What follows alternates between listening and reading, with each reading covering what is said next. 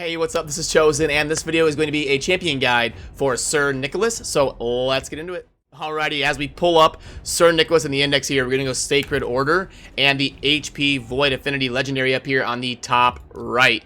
Alright, so Sir Nicholas is a very famous champion in Raid Shadow Legends. He was kind of a gift to the player base during the beta. They had a pretty easy fusion to go ahead and acquire him back when Raid was very new. I believe it's kind of what I've heard. I wasn't playing Raid yet. He came out even before I was playing the game, and I started playing pretty early in Raid's lifetime. But this was actually the fusion that was for Sir Nicholas. So we can see here we've got a couple uncommons to get to level 50, which are basically free to ascend, and then some rares we could fuse into epics and kind of fuse into Sir Nicholas. So as long as you were an active player back then during the early days of Raid, you basically have Sir Nicholas, and it was a huge boost to your account back then if you were able to get this guy, because he is a super hard carry for helping you progress, especially if you're like a newer player or you know, starting your account or something. But let's go ahead and put that away. I just thought it'd be funny to kind of show that. And then remember, as always,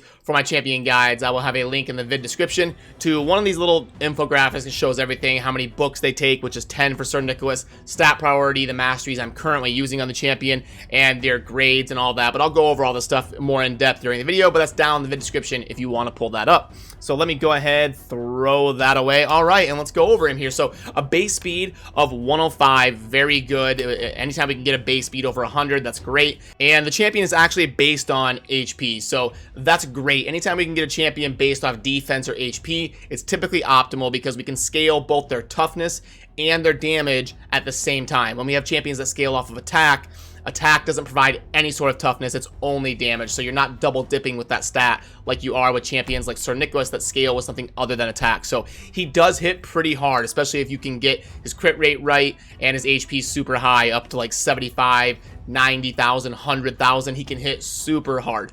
But the A1 is pretty good. We're going to attack one enemy with a 50% chance of placing a freeze that cannot be resisted. So an amazing ability for all sorts of different areas of the game, basically anywhere but the clan boss. The A2 is again incredible. It's going to be an AoE that places a shield buff on all allies for 2 turns. The value of the shield is equal to 30% of damage inflicted. So kind of similar to like Miscreated Monster, where this is why it's important for us to maybe get some crit rate and some crit damage, and the more champions you're hitting and the harder you're hitting them on, you can place this absolute carry shield on your entire team. The A3 is placing an unkillable buff and a 15% continuous heal buff on all allies for 2 turns. Books are super impactful here because we can go from a 6-turn to a 4-turn cooldown. And then an aura, obviously HP kind of matches the theme of Sir Nicholas, and we got 33% HP in all battles. So wow, the whole kit has a lot of utility, a lot of general utility. He's even got an aura, a good base speed, good base stats. He's void, so he's never going to hit weak or anything. He's an absolutely insane champion and so generally useful. He'll carry you in faction wars. He'll carry you in the arena. He's usable in the clan boss. I mean, he's got a decent kit for the clan boss. There's even some like endgame teams that feature Sir Nicholas in them. He's not like super meta in the clan boss, but he's definitely good. He can smash the Nightmare campaign. He can be a campaign farmer. He's just so amazing in so many different areas of the game that I'm super excited to have gotten him recently during the last Void event. So let's go ahead and kind of show you my Sir Nicholas and how I geared him here. Alright, so here he is. First things first, I'll kind of pull up the total stats and talk about this for a little bit here. So the eyesore here for me is the 99% crit rate. His gear is really good, but I'm just missing that 1% of crit rate, so I do mean to optimize that at some point and get that to 100, 101, something like that. But it is good enough. 99 is just an eyesore, but he's still very good.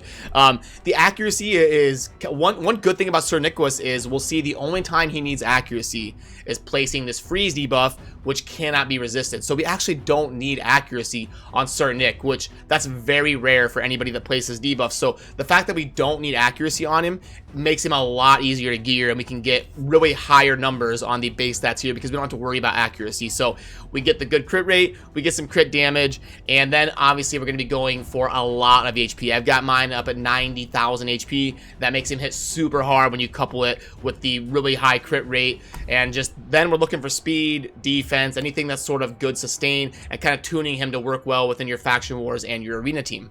In terms of the masteries, I'll pull them up really quick. Remember, I've got that infographic down in the video description if you want to pull that up and take a look. But this is the way I built him. Again, we don't need accuracy. So remember, we typically take this one, but we can go ahead and take the HP, take the shield. Lore of Steel is not super impactful on him for the way I use him, but I wanted that flexibility in case I put him into a bunch of like Divine Life sets or something. And then Lasting Gifts, obviously amazing for him. And then I went the damage route to kind of make him hit super hard in the arena. Again, use this as a template. Make sure you're building your Sir Nicholas for your account and how he works best for you. The main thing is you're probably going to want to go War Master down here in the bottom left. You can't see it behind my webcam, but War Master would be the one you'd want to go for if you're using him in the clan boss. Then in terms of the artifacts I went with, to keep the shield theme and having him place a ton of shield on my team, my arena team that I use him in is kind of based around toughness and shielding and all that, and it's also amazing for faction wars. So I put him in Divine Life and Shield for now. It's been working out really well for me. So we'll start with the banner and kind of work our way around. On the banner, remember, typically we want accuracy, but we don't need accuracy on him. So we're going to go ahead and slam an HP banner on Sir Nick, and then we're looking for our best blend of speed and HP, basically. If you can get defense as a bonus, great. This one I would have loved if the 16 roll hit a defense percent instead of attack, but it was bad luck there. Then on the amulet, I do recommend crit damage with your best blend of HP and defense besides that.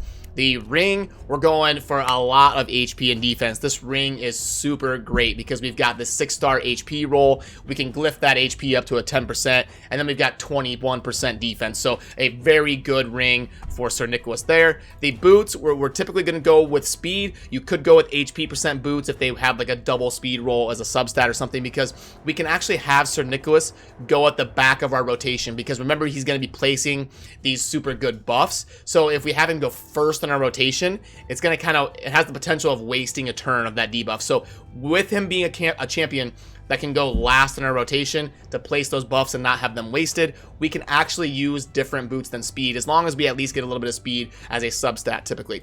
The chest is basically always going to be HP. The gloves, you can go either crit damage, crit chance, or HP. Now I went HP, and then I was able to get him enough crit rate based on substats to get him up to 99. I'm super upset I can't get it to 100. I will optimize that at some point. Then, you know, shield, you're looking for your best blend of HP, speed, and defense. Obviously, that's going to be your kind of standard route, as long as you're squeezing in some crit chance that you can get here and there. So that's kind of the pieces that I was using. And let's go ahead and show him in a few different areas of the game. Now, one thing that's super cool about Sir Nicholas is, okay, I don't have him booked yet because I wanted to show the booking process as part of the video. So watch this. I can go into Nightmare Campaign, Solo, Sir Nicholas, Nightmare Campaign, no books, and he just wrecks it. It's very rare in Raid to find a champion that can farm Nightmare Campaign solo with no books and no lifesteal gear. Sir Nicholas is one of those. You can probably count those champions on one hand that can solo Nightmare, be a solo Nightmare farmer with no lifesteal and no books. And yeah, he does it. So as long as you can get him some good HP, some decent crit chance, and some decent gear, he will go ahead and kind of rock through the Nightmare Campaign here and be a solo farmer for you kind of in the end game. There you see that A1 freeze that can't be resisted. And you can see all those HP bars. He's got so much HP and toughness. And yeah, no books yet. I'm going to show you kind of adding the books to him and how the thought process goes on there here in a little bit after he clears this last wave. But I wanted to make sure and at least get on video him clearing the solo Nightmare Campaign with no books before I added them to him. So I've been specifically waiting to add the books until after I do the video. Or after I start the video, I guess. Alright, there's that. And I've also been using him in Faction Wars and the Arena with no books, and he's been great. So let's go ahead and do that right now. Let's go ahead and add the books, upgrade skills. And okay, so in terms of booking Sir Nicholas, we're gonna obviously prioritize, I would say, the A2 and the A3. The A1, you don't, if you're really trying to be budget about your books, he is a champion that's worth fully booking, and I probably will because I have the books, and he's somebody that's really gonna be a Faction Wars carry and someone that I use in the arena. So he's definitely worth all of the books. If you're trying to min-max them, you would spend 2 at a time and see where they hit. So we'll do that. Okay, we got one of each on the 2 and 3, which was pretty good. Yeah, that was pretty good there. Let's go for 1, see if we can't snag that cooldown. We didn't. But these books have been very good so far. Wow, okay. And the next one on that would be a cooldown. There we go. Wow. Alright, so that was very good. We could honestly do one more and hope to hit that cooldown, and we didn't. Now we hit the A1. So I would go one at a time until I hit this cooldown is kind of what I would do. But we're slamming that A1 now. I've actually never had this go well in a video before. I've never had it like take less than the maximum. So it'll be funny to see if that happens again. Yeah, if it doesn't hit this one, it will. Yep, it took the maximum. It has every single time I've done this in a video, which is really funny. I've had horrible luck doing this live, but Sir Nick is worth the books. I have the books, and he's definitely one that I'm willing to spend them on, so no regrets there. We ended up having to book him the whole way, but he, again, like I said twice, he's a champion that's well worth it, so I wanted to make sure to show you that process. And now I'll show you kind of how I use him in the arena. So with my team here, again, I kind of do a blend of a speed and kind of defense sustain build so that it's super easy. I can just speed farm gold 4 and never lose. I think I've won like my last 1,000 matches. I just come in, click auto, easy, good quality of life, lazy farming, and the hybrid team of toughness and speed really does well in gold 4. So I just kind of go start. And it works around Arbiter buffing the turn meter, and Whirlwind doing his thing, buffing crit damage, debuffing opponents, Torment placing provokes, placing freezes, and Sir Nick is obviously doing everything that you've kind of seen in the video, placing shields and hitting super hard. So here's going to come Sir Nick, boom. You can see he rocks the enemy team, places all those shields, and we're able to just kind of roll through 99.9% of teams in gold 4. I'll show you kind of one or two more here and kind of how the rotation works. So this is kind of how I farm the arena and get you know, arena tokens as efficient as possible. There it is, and we'll do one versus an Arbiter Maui team, a pretty decent team. There we go, Torment clutching it, Sir Nick. But a little bit more of a sustained battle here. Not one that you just roll through in one hit. Molly with the revive. Nice. Oh, Skullcrown hit the Arbiter pretty hard. Alright, so that is kind of how I use him in the arena. And in terms of dungeons, I'll go over it when I kind of grade him. He's going to be...